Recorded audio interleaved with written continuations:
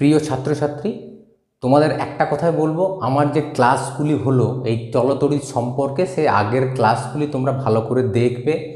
না হলে যদি একটা ক্লাসকে বাদ দিও তাহলে পরবর্তী ক্লাস বা পরবর্তী পড়াটা তোমাদের বুঝতে অসুবিধা হবে। দেখো, আজকে আমরা যেটা পড়াবো সেটা হচ্ছে তড়িৎ ক্ষমতা। এখন প্রশ্ন হচ্ছে, ক্ষমতা কী জিনিস? ক্ষমতা মানে আমাদের ক্লাস 9-এ আমরা পড়েছি অনেকটাই ক্ষমতা সম্পর্কে। দেখবে ক্ষমতা সমান ছিল W/T, অর্থাৎ W মানে ওয়ার্ক, কার্য, আর T মানে হচ্ছে সময়। অর্থাৎ সময় নিচে আছে, তাই এটাকে আমরা বলবো একক সময়। এই একক সময়ে যে কাজ করা হয় তাকে বলা হয় ক্ষমতা, বা কার্য করার হারকে, হার মানে ক্ষমতা, একক সময়, তাহলে কার্য করার হারকে বলা হচ্ছে ক্ষমতা। এবার এইখানে আমরা পড়ছি তড়িৎ ক্ষমতা। তড়িৎ ক্ষমতা মানে কোনো বৈদ্যুতিক যন্ত্র বা তড়িতের কোনো যন্ত্র, সেই যন্ত্রের ক্ষমতা। সেই যন্ত্রের ক্ষমতা আমরা কিভাবে পাবো? তড়িৎ ক্ষমতা হচ্ছে কোনো বৈদ্যুতিক যন্ত্র একক সময়ে যে কার্য করে, বা বৈদ্যুতিক যন্ত্রের কার্য করার হারকে বলা হচ্ছে ক্ষমতা। অথবা এরকম বলা যায়, এই কার্য আর শক্তি, এই দুটি হচ্ছে সমতুল্য রাশি। আমরা ক্লাস 9-এ পড়েছি, দেখবে কার্যের একক, শক্তির একক একই হয়। সুতরাং একক সময়ে কোনো তড়িৎ যন্ত্র বা বৈদ্যুতিক যন্ত্র যে পরিমাণ শক্তি খরচ করে বা যে পরিমাণ কার্য করে, তুমি দুরকমভাবেই বলতে পারো, কার্য দিয়েও বলতে পারো, শক্তি দিয়েও বলতে পারো, সেটাকে বলা হয় ওই বৈদ্যুতিক যন্ত্রের তড়িৎ ক্ষমতা। ওকে, এবার যদি তড়িৎ ক্ষমতা পড়া হলো, তাহলে আমরা একটু তড়িৎ ক্ষমতা সম্পর্কে একটু বলে দিই। দেখো, এটা যদি আমাদের তড়িৎ ক্ষমতা হয়, এর আগে আমরা পড়েছি H সমান I²RT। এটা ছিল জুলের সূত্র। সেই জুলের সূত্রতে উৎপন্ন তাপ, অর্থাৎ তাপ এক প্রকারের শক্তি, সেই তাপ শক্তি সমান ছিল I²RT। এখন আমি মনে করো এটাকে তাপ শক্তি না বলে যদি শুধু শক্তি বলি, তাহলে শক্তি সমান হচ্ছে I²RT। এটা যদি হয় তাহলে দেখো H/T যদি আমরা করি, H/T, এই টিটাকে যদি এদিকে নিয়ে আসি, তাহলে দেখো এই দিকে পড়ে থাকবে I²R। এবার একটু খেয়াল করো, H/T, H মানে শক্তি আর T মানে হচ্ছে টাইম, অর্থাৎ সময়। তাহলে শক্তি বাই সময়, একটু দেখো এটা শক্তি বাই সময়, এটাকে কি বলা হয়? ক্ষমতা, পাওয়ার। তাহলে কি দাঁড়ালো? ক্ষমতা P সমান হচ্ছে I²R। বোঝা গেল? এটা ক্ষমতার রাশিমালা। এবার এই রাশিমালাটাকে আমি অনেক রকমের করতে পারি। আর কীরকম করা যায়? আমি যদি বলি এই রাশিমালাটাকে ভোল্টেজের আকারে লিখবো, অর্থাৎ বিভবের আকারে, সেক্ষেত্রে কি হবে? দেখো, আমি লিখছি P সমান I²R। ওকে, এবার কি করলাম? এখানে আর এর একটি স্কোয়ার দিলাম, আবার নিচে একটি আর লিখে দিলাম। তাহলে কি দাঁড়ালো? দেখো, একটা আর আর একটা আর কাটা যাবে, তাহলে পড়ে থাকবে I² আর একটা আর। এটাই ছিল এখানে, এখানেও এটা ছিল, একটা আরকে আমি বাড়তি নিয়েছি উপরে, তাই নিচে আর একটি আর আমাকে দিতে হয়েছে। এবার দেখো P সমান এখানে হচ্ছে IR তার হোল স্কোয়ার বাই আর। বোঝা গেল? এখান থেকে পাবো P সমান এই যে I এর স্কোয়ার I², আর এর স্কোয়ার R²। এবার IR মানে দেখবে আমাদের ছিল V, ভোল্টেজ V সমান IR, এটা আমাদের ওহমের সূত্রে ছিল, V সমান ছিল RI বা IR, একই কথা। তাহলে এটা কি দাঁড়ালো? V²/R। এটাও একটা ক্ষমতার সমীকরণ। এই ক্ষমতার সমীকরণটা ভোল্টেজ দিয়ে করা আছে, এই ক্ষমতার সমীকরণটা কারেন্ট দিয়ে করা আছে।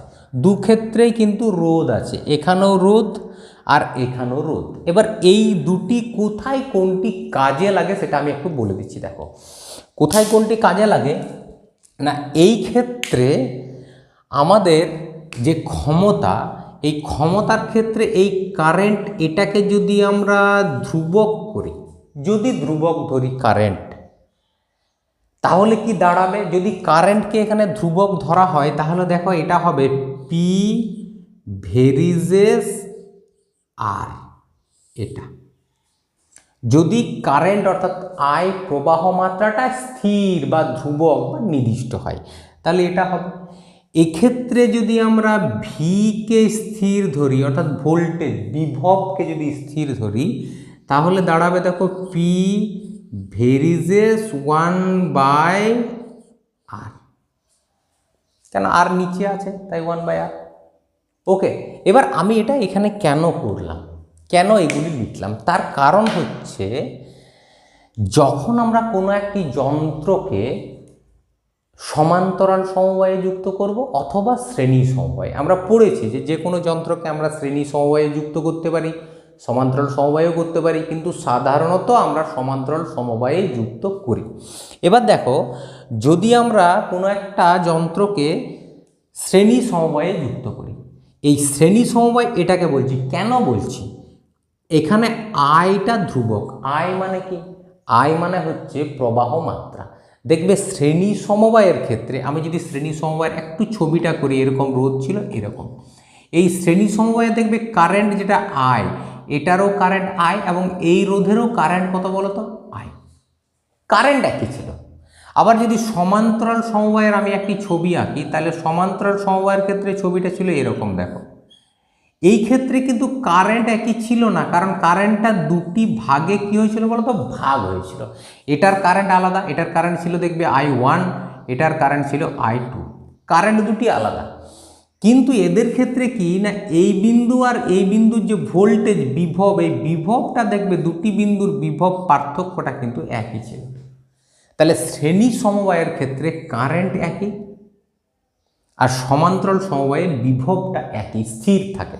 তাহলে শ্রেণী সমবায়ে যদি কারেন্ট স্থির থাকে তাহলে শ্রেণী সমবায়ের ক্ষমতাটা রোধের সমানুপাতিক, অর্থাৎ যে যন্ত্রে রোধ বেশি তার ক্ষমতা বেশি হবে, সেই যন্ত্রটা বেশি উজ্জ্বলতার সঙ্গে জ্বলবে। যদি দুটি বাল্বকে তুলনা করি, দুটি বাল্ব তুলনা করি, সেই দুটি বাল্বকে আমি যদি শ্রেণী সমবায়ে রাখি তাহলে যে বাল্বটির রোধ বেশি তার ক্ষমতা বেশি হবে, এবং যে বাল্বটির রোধ বেশি সেই বাল্বটি কিন্তু বেশি উজ্জ্বলতার সঙ্গে জ্বলবে। আর যে বাল্বের রোধ কম সেই বাল্বটি কম উজ্জ্বলতার সঙ্গে জ্বলবে। এটা কিন্তু শ্রেণী সমবায়। এবার আমি যদি সমান্তরাল সমবায়ে আসি তাহলে সেক্ষেত্রে দেখো, সমান্তরাল সমবায়ের ক্ষেত্রে ভোল্টেজ, এই যে ভি, এই ভোল্টেজটা স্থির ধ্রুবক। তাহলে পি আর আর এর সম্পর্ক কি না? পি ভেরিজেস 1/r, ব্যস্ত সম্পর্ক। অর্থাৎ এক্ষেত্রে কি হবে? রোধ বাড়লে ক্ষমতা কমে যাবে। অর্থাৎ এক্ষেত্রে যদি আমরা সমান্তরাল সমবায়ে দুটি বাল্ব যুক্ত করি তাহলে যে বাল্বের রোধ বেশি হবে সেই বাল্বের ক্ষমতা কম হবে এবং সেটি কম উজ্জ্বলতার সঙ্গে জ্বলবে। আর যে বাল্বের রোধ কম হবে তার ক্ষমতা বেশি হবে, সেটা বেশি উজ্জ্বলতার সঙ্গে জ্বলবে। বোঝা গেল? এটা শ্রেণী সমবায়ের ক্ষেত্রে আর এটা হচ্ছে সমান্তরাল সমবায়ের ক্ষেত্রে। ওকে, তড়িৎ ক্ষমতার একক। দেখো তড়িৎ ক্ষমতার একক কি হয় সেটা আমরা এবারে পড়ব। এখনই পড়লাম যে ক্ষমতা পি সমান W/T, কার্য বাই সময়। তাহলে যদি ক্ষমতার একক নির্ণয় করতে হয় তাহলে কার্যের একক লাগবে আর সময়ের একক লাগবে। কার্যের একক কি? আমি যদি সিজিএস পদ্ধতি করি তাহলে কার্যের একক হচ্ছে আর্ক আর সময়ের একক হচ্ছে সেকেন্ড।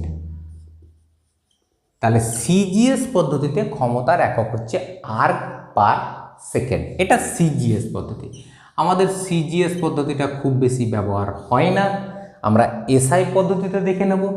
এসআই পদ্ধতিতে হবে কার্যের একক হচ্ছে জুল, এসআই পদ্ধতিতে। আর সময়ের একক কিন্তু এসআই পদ্ধতিতেও কি বলতো? সেকেন্ড। তাহলে কি দাঁড়ালো?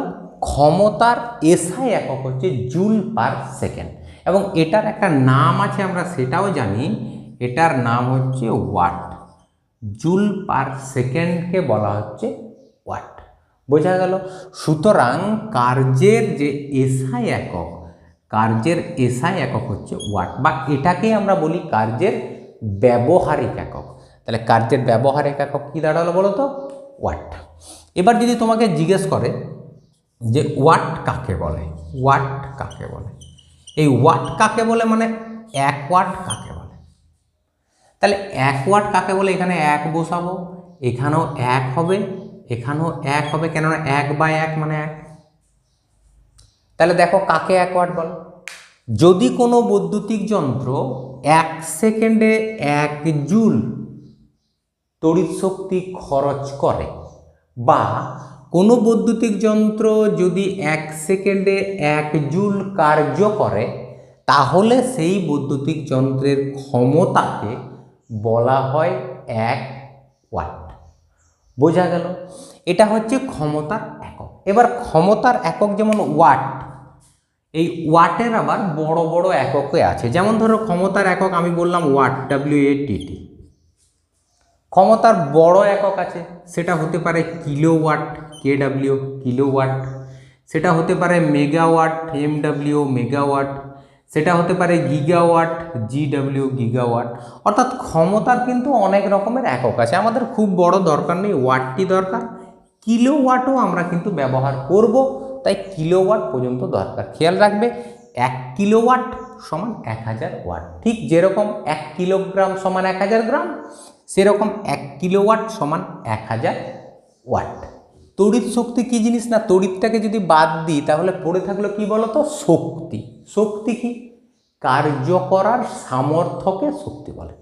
অর্থাৎ যার দ্বারা আমরা কাজ করতে পারি তাকে বলা হয় শক্তি। শক্তির দ্বারাই আমরা কাজ করতে পারি, তা অর্থাৎ কার্য করার সামর্থ্য বা যার দ্বারা কাজ করি তাকে শক্তি বলে। এবার যদি বলা হয় তড়িৎ শক্তি, তড়িৎ শক্তি কি না, কোনো তড়িৎ যন্ত্র যখন কাজ করবে বা কোনো তড়িৎ যন্ত্রের কার্য করার যে সামর্থ্য বা তড়িৎ যন্ত্র যার দ্বারা কার্য করে, সেটাকে বলা হয় তড়িৎ শক্তি। তড়িৎ যন্ত্রের কার্য করার সামর্থ্যকে তড়িৎ শক্তি বলে। বোঝা গেল? এইবার আমরা যেটা পড়ব সেটা হচ্ছে তড়িৎ শক্তির একক।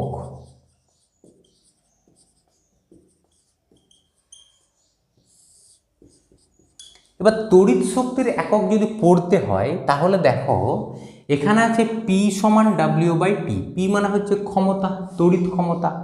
তাহলে তড়িৎ ক্ষমতা সমান তড়িৎ শক্তি বাই সময়। এবার যদি একটু বজ্রগ্রহণ করো তাহলে কি দাঁড়াবে? W সমান P × T। W মানে কি? কার্য বা শক্তি। আমি মনে করছি এটাকে আমি শক্তি বলবো, তাহলে এটাকে আমি লিখলাম তড়িৎ শক্তি সমান P × T, অর্থাৎ ক্ষমতা, তড়িৎ ক্ষমতা ইন্টু সময়। এটাই হচ্ছে তড়িৎ শক্তি। এবার তড়িৎ শক্তি যদি একক করতে হয় তাহলে এটার একক করতে গেলে তড়িৎ ক্ষমতার একক লাগবে, সময়ের একক লাগবে। তড়িৎ ক্ষমতার একক কি? আমরা পড়েছি তড়িৎ ক্ষমতার একক হচ্ছে ওয়াট, আর সময়ের একক কি? সেকেন্ড। তাহলে তড়িৎ শক্তির একক কি? ওয়াট সেকেন্ড, ব্যবহারিক একক বা SI পদ্ধতিতে একক। বোঝা গেল?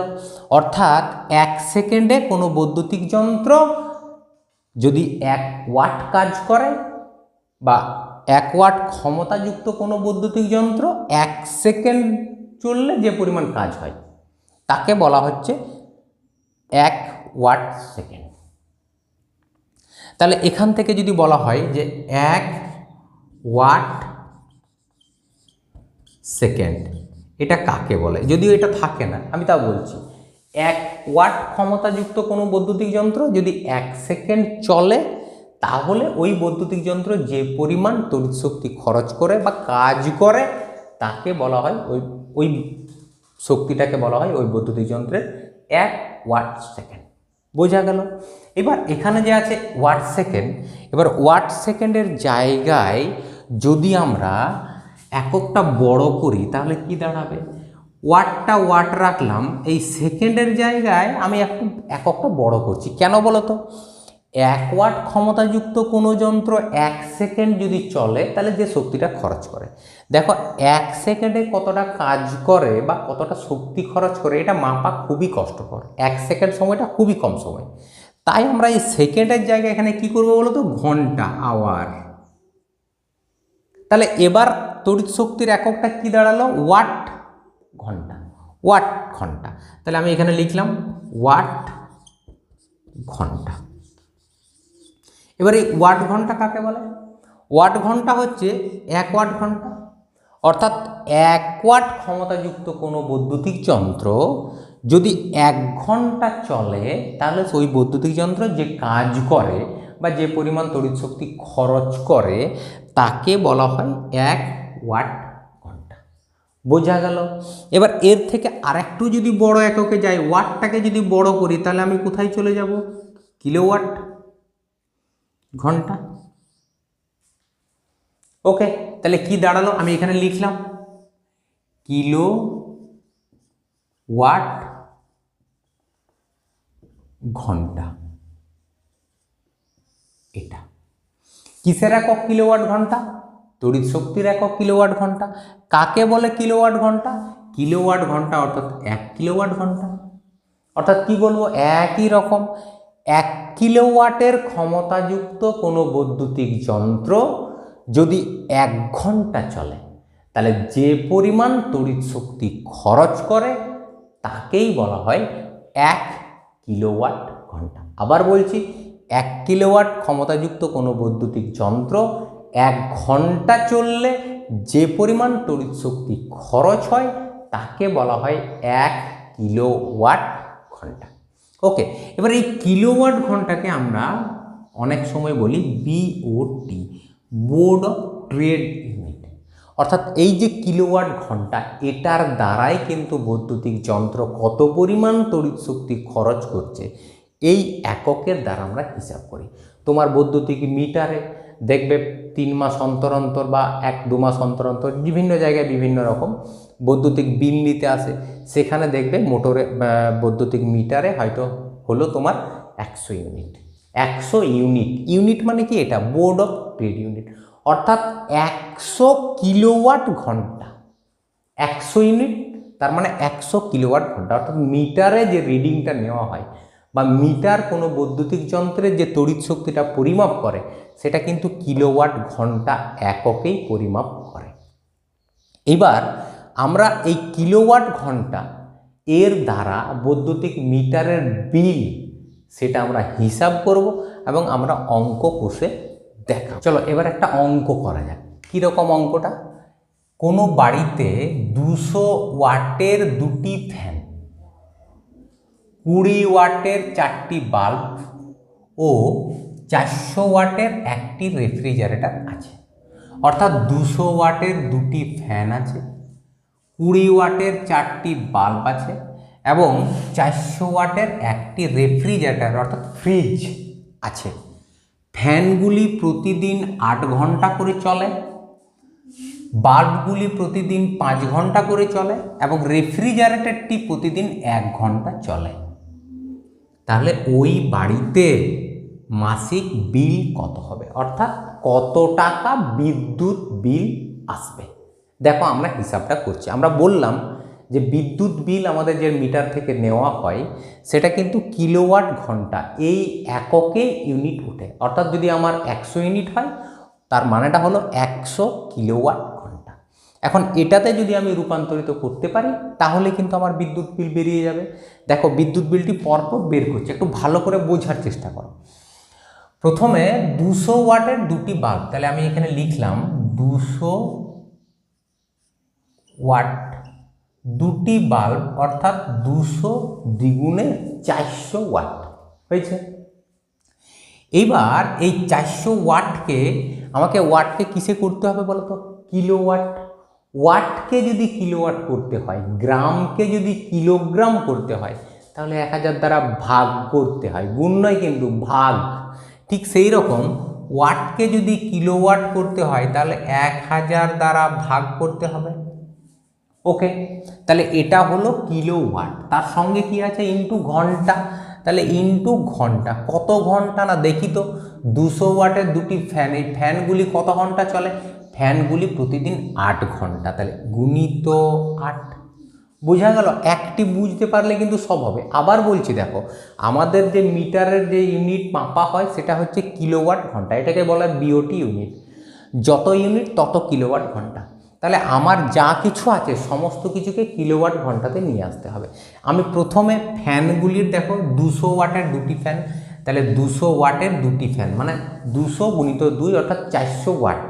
এই 400 ওয়াটকে আমাকে কি করতে হবে, কিলোওয়াট, ওয়াটকে কিলোওয়াট করতে গেলে 1000 দ্বারা ভাগ করতে হবে, তাহলে কিলোওয়াট হলো। এবার কি করতে হবে, কিলোওয়াট গুণিত ঘন্টা, কত ঘন্টা করে চলে না দেখো, এই যেখানে আমি বললাম দুটি ফ্যান, ফ্যানগুলি দেখো এখানে লেখা আছে ফ্যানগুলি প্রতিদিন 8 ঘন্টা করে চলে, তাহলে গুণিত 8। এটা ফ্যানের হিসাব প্লাস। এবার আমরা যাব বাল্বের হিসাবে, কতগুলি বাল্ব আছে না, বাল্বের ওয়াটটা হচ্ছে 20 ওয়াটের বাল্ব, কতগুলি আছে 20 ওয়াটের বাল্ব, 4টি, গুণিত 4, তাহলে 4 20 80 ওয়াট। এবার এই ওয়াটকে কিসে পরিণত করতে হবে, কিলোওয়াট বাই 1000 দ্বারা ভাগ করব, হয়ে গেল কিলোওয়াট। এবার কিলোওয়াটের পরে কি আছে, ঘন্টা, কত ঘন্টা করে চলে না দেখো, বাল্বগুলি লেখা আছে বাল্বগুলি প্রতিদিন 5 ঘন্টা করে চলে, তাহলে গুণিত ঘন্টা অর্থাৎ 5। বুঝতে পারলে? যেরকম ফ্যানের করলাম সেরকম বাল্বের করা হয়েছে। এবার আসছি রেফ্রিজারেটর অর্থাৎ ফ্রিজের হিসাবে আসি। যতগুলি যন্ত্র থাকবে এই রকমভাবে তুমি প্রতিটা যন্ত্রের হিসাব করতে পারবে, নিজেই বাড়িতে বিদ্যুৎ বিল নির্ণয় করতে পারবে। এবার রেফ্রিজারেটরটা দেখি তো কত ওয়াট, 400 ওয়াটের একটি রেফ্রিজারেটর, তাহলে 400 ওয়াটের একটি রেফ্রিজারেটর 1 গুণ করতে হবে, বা যদি 1 গুণ না করো তাও অসুবিধা নেই, 401 কে 400ই হবে। এটা হলো ওয়াট, একে কিলোওয়াটে করতে হবে, কেননা কিলোওয়াটে হিসাব করছি, তাহলে 1000 দ্বারা ভাগ হলো কিলোওয়াট, গুণিত। এবার আমরা কি করব, এবার এই রেফ্রিজারেটরটা কতক্ষণ চলে না দেখো, রেফ্রিজারেটরটি প্রতিদিন 1 ঘন্টা চলে, তাহলে রেফ্রিজারেটর এখানে 1 ঘন্টা 1 গুণ হবে। ওকে, এটা রেফ্রিজারেটর হলো। তোমার কাছে যদি আরও অন্য যন্ত্র থাকে, আয়রন থাকে অথবা আরও বিভিন্ন রকমের যন্ত্র যদি বাড়িতে থাকে, টিভি থাকে, সমস্ত কিছুর হিসাব তোমরা করতে পারবে। দেখা যাক এটা কত হলো, তাহলে একটু কাটাকাটি করে দেখি, দুটি শূন্য যদি কাটাকাটি যায়, 8 দুগুণে 16, 16 দুগুণে 32, এটা হয়ে গেল 32-এর 10 প্লাস এটা কত, একটা শূন্য কাটা যাবে, 5 দুগুণে 10, আর এখানে 5 দুগুণে 10, 4 10 40-এর 100, এটাও একটা শূন্য কাটা যাবে অর্থাৎ 4-এর 10 প্লাস এই জায়গাটা কত হবে, দুটি শূন্য কাটা যাবে, এটা হচ্ছে 4-এর 10। এবার যদি এই তিনটেকে আমি যোগ করি তাহলে দেখো এই তিনটের লসাগু হবে 10, পড়ে থাকবে এখানে 32 প্লাস 4 প্লাস 4, 32 4-এ 36, আর 4-এ হচ্ছে 40-এর 10, একটু যদি কাটাকাটি করা হয় কত হলো, 4 ইউনিট। ওকে, এটা কিন্তু প্রতিদিনের হিসাব, একদিনে, কেননা দেখো ফ্যানগুলি প্রতিদিন 8 ঘন্টা, বাল্বগুলি প্রতিদিন 5 ঘন্টা, রেফ্রিজারেটর প্রতিদিন 1 ঘন্টা, এটা একদিনের হিসাব। তাহলে একদিনে আমার বাড়িতে কত ইউনিট তড়িৎ শক্তি খরচ হয়, সেটা হচ্ছে 4 ইউনিট। আমাকে কিন্তু বলা হচ্ছে ওই বাড়ির মাসিক বিল, তাহলে এবার আমি এখানে লিখছি যে এক মাসে মোট ইউনিট, 1 মাসের মোট ইউনিট কত না, একদিনে যদি 4 ইউনিট খরচ হয় তাহলে 1 মাস মানে 30 দিন, অর্থাৎ তাতে খরচ হবে 4 × 30, একদিনে 4 ইউনিট, 30 দিনে 4 গুণিত 30, অর্থাৎ 120 ইউনিট খরচ হবে। বোঝা গেল? অর্থাৎ তোমার বিদ্যুৎ বিল কত ইউনিট হলো, 120 ইউনিট। এবার কত টাকা, টাকার পরিমাণটা দেখি, দেখো এখানে লেখা আছে 1 ইউনিটের দাম 6 টাকা, তাহলে যদি 1 ইউনিটের দাম 6 টাকা হয় তাহলে মোট খরচ কত, মোট খরচ বা বিল যেটা বলা হয় কত হলো, 1 ইউনিটের দাম 6 টাকা, আর এখানে আছে 120 ইউনিট হয়েছে 1 মাসে, তাহলে 120 ইউনিটের দাম হবে 6 × 120 সমান 700 20 টাকা। বোঝা গেল? এভাবেই তোমরা বাড়িতে কিন্তু বিদ্যুৎ বিল তৈরি করতে পারবে।